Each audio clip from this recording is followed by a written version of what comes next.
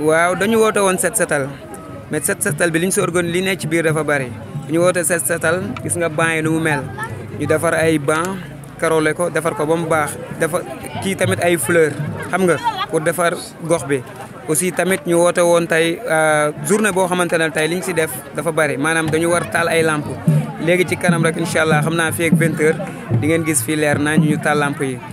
gis ngeen fii fan zone bi xam nga fan zone du lu yomb mais dañoo déplorer xaalis bu bari ay moyens pour mën koo defal suñu gox ñëpp xam nañu tey combat dafa am te aussi tamit ñun fii la ñu am fii mooy suñu stade Abdoulaye Wade ñun fii la ñu am lépp lu ñu am fii lañ koy organiser fii lañ koy def moo waral tey ñu jël suñuy moyens déplorer bureau bi waxtaan déplorer moyens yu bari ñu jël ko ut fan zone quoi def ko fi. waaw fii moom population bi comme li ñuy wax rek lii moom dama naan du guléet parce que nga fa woote ñu ñëw yombul mais tey dama fi gis lu ma musul gis comme li ma la wax sànq rek tey dama fi gisuma fi benn quartier gisuma fi ñaari quartier yëmbal yëpp laa fi gis parce que boo xoolee ñi fi nekk ñu bëri xamante wuñu kon dañoo woote mouvement mais mouvement bi wuyoo na turam comprendre nga parce que tey avant ñuy taxaw lii yëpp dañ doon wër mbootaay yi nekk fi yëpp yëmbal mbootaay bu nekk ñu dem am nuñ def ak ñoom waxtaan ak ñoom wax leen projet bi lan la ñoom tamit ñu toog di déglu mais bu ñu commencé def projet bi ba pare xam nañ ni li ñu leen woowoon ci mouvement bi dëgg la moo waral tey ñoom ñëpp seen taxawaay fii parce que tey waxoon nañ leen dañuy may ay scolaire def nañ ko la semaine passée may nañ fi plus de 4 millions xam nga bu ñu ñëwee tamit tey di talaat ay lamp kon mën naa ni loolu beesatul ci ñoom quoi waaw mouvement bi moom social moo ko tax a jóg social bi maanaam dimbali population yëmbal parce que yëmbal li fi amul dafa bari parce que tey fii gis nga tey ñi ngi war a taal ay lamp te noonu lañ koy defee yëmbal yëpp parce que koñ boo dem guddi dañ naan la bul guddee ndax affaire agression lañ lay wax ak yu demee noonu ñun mouvement bi dafa bëgg loolu jeex fii dañoo bëgg chaque weer comme niñ ko defee tey fii quartier bu nekk ñu dugg fa tàllal ko 80 wala 100 lamp ndax yaakaar naa ne quartier bu ci recevoir 100 lamp waxuma la koñ bi mais dëkk koñ bi ak li ko wër yëpp day leer naññ comprendre nga loolu moo tax tey ñu jóg pour taxawal mouvement bi. dañoo commencé par organiser benn set setal mooy comme zone bi ni ngeen ko gisee commencé quartier Aynou Mady bu regroupé 6 Aynou Mady yëpp voilà ñu def fi set setal ñëw mujjee ko fii si terrain bi voilà mooy première activité bi set setal deuxième activité bi mooy banc yi ngeen gis xam naa war na leen ko présenter sûrement banc yi def ko espace boo xam ne nit ñi suñuy football fii dinañ fi mën di toog match yi su weesoo tamit ak banc yi nit ñi nañ ko mën a def benn espace public boo xam ne dañ si mën di toog di noppalu du féexlu voilà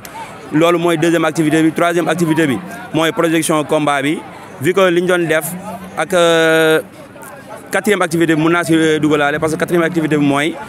def ay éclairage public mooy lu wër terrain bi ñu def ko leeral ko léegi nag li waral projection bi vu que tey aujourd'hui dafa tombé ak lamb ñu ne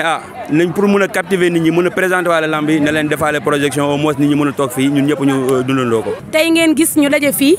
li ko waral moom mooy xeex insécurité bi ndax xam ngeen ne fii bayal bi dafa yaatu suñu maire yi dañuy jóg fajar di xëy di liggéeyi fii lañ leen di kar di nangu seen saag yi léegi nag IFRA mu ne fii la ñuy tàmbalee ñu leeral fii ba mu leer buñ fi jógee ñu dem école Sotrac moom tamit leeral ko ba mu leer bu ñu paree nag doog a dem quartier par quartier mouvement bi yemul ne Aynou Mady dong la wala benn baraak yëmbal noor yëpp la tey boo seetee set setal bi yëmbal noor yëpp a fi daje ASC yëpp a fi daje mbootaay yëpp a fi daje jeunes yeeg ñëpp ñoo fi daje rien que rek ngir yëmbal gi nga xamante ne nii moom moo ñu dëkk moom lañ dëkk moom moo ñu ñor pour développer ko. Voilà li ko précédé aussi avant les activités d'aujourd'hui on a eu à faire d'autres activités waaw mooy am na 3 activités yu ko jiitu voilà def nañ la présentation du mouvement au centre fële teewoon ngeen fa deuxième activité bi ñu defoon mooy lancement defee benn ay cérémonie de remise de kits scolaires. Cérémonie de remise de kits scolaires on a eu à donner plus de 1600 kits scolaires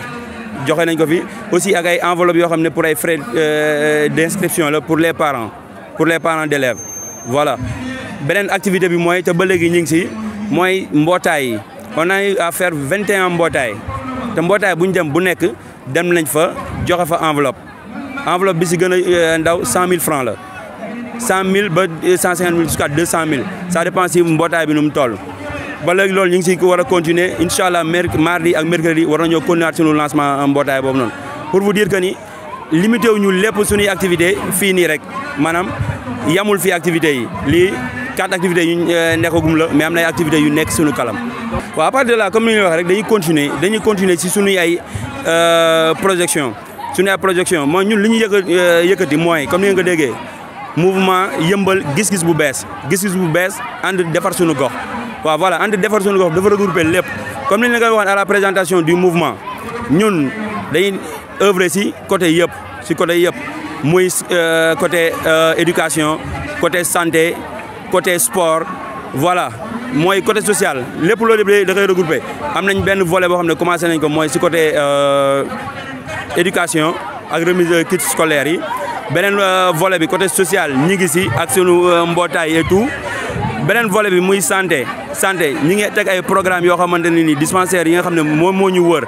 bu nekk war nañ lu ñu fa bëgg a dem def fa muy ay kit yoo xam ne ñoom dinañ ko soxla su laajee set setal ñu def ko selon les besoins